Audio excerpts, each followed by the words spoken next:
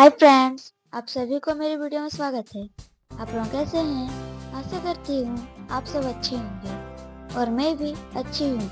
रोजाना की तरह आज भी मैं एक न्यू अल्पना डिजाइन लेकर आई हूँ, साथ में एक शायरी भी लाई हूँ। चलिए शायरी शुरू करते हैं। कहीं रात होती है तो कहीं दिन होती है, कहीं रात होती है तो कहीं दिन होती है।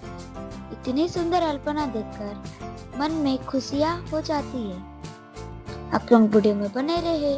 वीडियो अच्छा लगे तो लाइक, कमेंट, शेयर कीजिएगा और अगर आप लोग मेरे चैनल में नए हैं तो चैनल को सब्सक्राइब जरूर कीजिएगा। Thank you.